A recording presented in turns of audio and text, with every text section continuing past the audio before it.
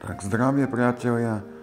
No tak toto je cesta do Egypta. Tu sme sa zastavili v takej luxusnej reštaurácii.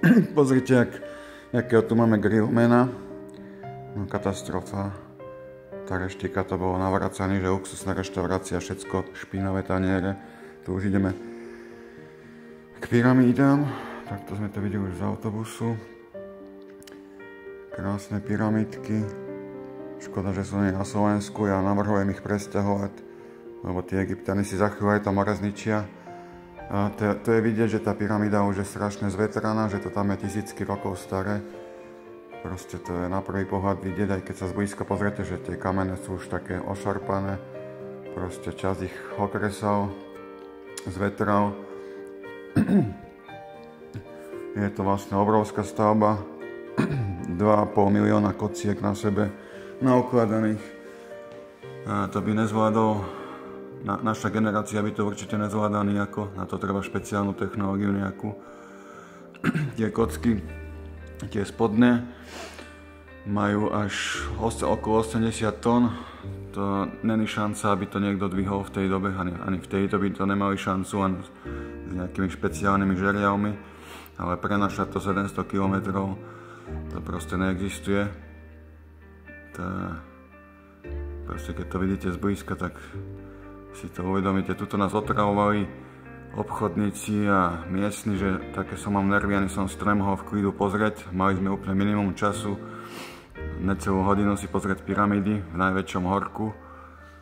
Ma porážalo z toho, aké som mal nervy, vôbec som si to nevychutnal.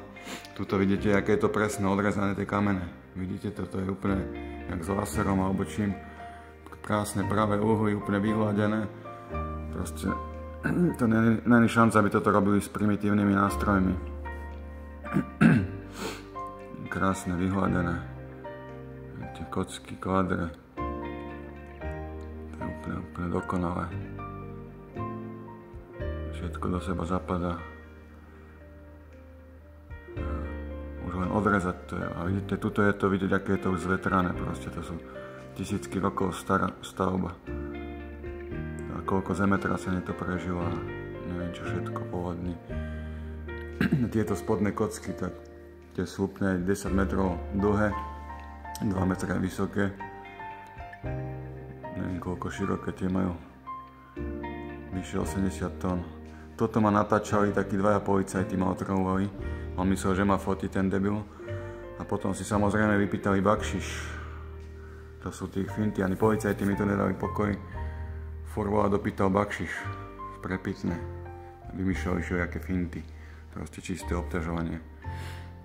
A tuto vidíte pyramídu. Viete, tieto spodné kocky, tak tie sú brutálne, obrovské kvadre. Vidíte, dlhé, vysoké. Fakt obrovská stavba. Je tu krásna kocka vyrezaná laserovo. Aj tuto je to vidieť, jak to pilovali s volačím. Musíme mať špeciálne nástroje na to. Neviem, kto to kedy staval, ale určite nie Egypťani. Aj toto je krásne vidieť, že to je rozrobené. A tuto tie obrovské kocky spodné, tak to sú tieto rožné, to sú obrovské tony.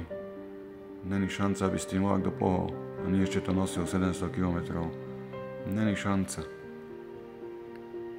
A tuto krásne vidíte, jak to do seba zapadá. Tie medzery už sú síce zvetrané, ale aj tak to je úplne na milimeter presne uložené. Všetko zapadá do seba. Pozrite, to je úplne krásna stavba. A nie, že v škole sa učia, že to boli hrobky faraónov. Tu sa v živote žiadna hrobka nenašla. V škole sa učia klamstva. A že jak to stavali, sa učia v škole. Doteraz nikto nevie, jak to stavali. Detom vymývajú mozgy v školách. Pozrite, aké kocky, kvádre. Brutálne, presné. Obrovské tony. Toto je neskutočná stavba. Tam je moja dcerka. No proste brutál. Môj synček, žena. Krása. Škoda, že som nemal viacej času, pre mi spravili nervy tí hajzli nás ošalili, v najväčšom horku nás tam zebrali, furt len do obchodov a tuto nás k Sfinge nás pustili len na 10 minút takto z diaľky, to ma skoro porazilo. A ešte aj tu nás otravovali obchodníci. Už som bol na nich strašne drzý, lebo už moje nervy už pretiekli. Sfingu som si ani nevychutnal. Pod Sfingou, že je brutálna knižnica alebo čo také. Nejaké múzeum, že nejaké spisy. A všetko zatajujú. Všetko nám zatajujú. No. A hen tam vedľa Sfingy už stavali akú diskotéku, pódium veľké, akú party, technoparty. To im nevadí, že tam zvuk bude narušať tú stavbu. To som ani nenatočil. Ja som sa tešil aj na tú Sfingu a vôbec som sa k nej nedostal. 10 minút sme mali.